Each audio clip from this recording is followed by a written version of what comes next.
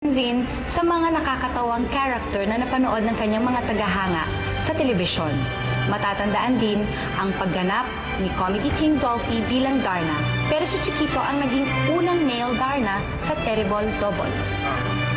Mga Local fantasy character na nabigyan mula kay Rosa del Rosario hanggang kina Lisa Lorena, Anjanette Abayari at Nanette Medved. Marami ang nagnanais gampanan ang superheroine na ito. Sa small screen naman, tumambad ang matingkad na bikini at knee-high stiletto boots ni Darna sa pamamagitan ni Lorna Tolentino noong 1977.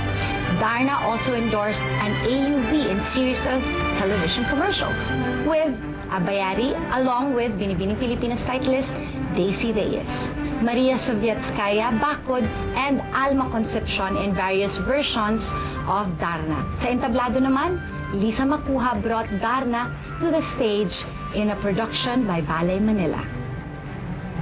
Mga Superheroine na si Darna.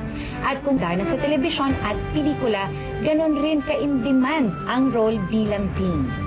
Ang nakababatang kapatid, si Nino Mulak ang isa sa pinakasikat na Dean sa Darna at Ding noong 1980. mga kinagigiliwang Pinoy Of serpent-haired villainess, Rodriguez set a new standard by which evil women are to be judged. Cherry Hill ay dalawa sa aktres na naging epektibo ring Valentina mga sa telebisyon.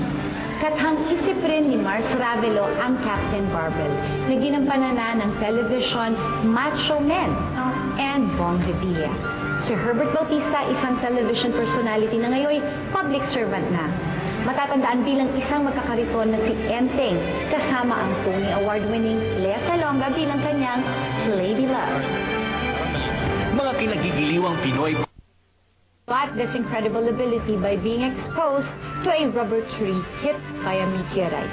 Si Bon Serna ang ama niyang actress ng the original Lastic Man in 1958. The character was brought back to life last year with Vic Soto doing the lead role. The special effects spectacle was a certified box office hit. Bukod sa Lastic Man, naging superhero na rin si Vic Soto sa ibang role. His triumvirate with Tito Soto and Joey De Leon were Super 1-2-3 in the 80s and Caballo Kids in the 90s. mga kinasikat na bituin armed with beauty Ganap ay nakita sa latest Hero. Super B, television and screen siren Rupa May Quinto played the title role. Like in her many other movies, she again capitalized on her all-looks, no-brain persona. Kahit na medyo kulang sa katalinuhan o common sense, epektibo rin si Super B sa pagligtas ng inosente at pagkalaban sa kasamaan na nasalamin kina Daisy and Rose, collectively known as the Flower Pot Girls. And in the end, Super B emerges triumphant. Ang mga ganitong role ay naging daan para sa mas marami pang papel bilang clueless superheroine para sa mga babaeng komedyante.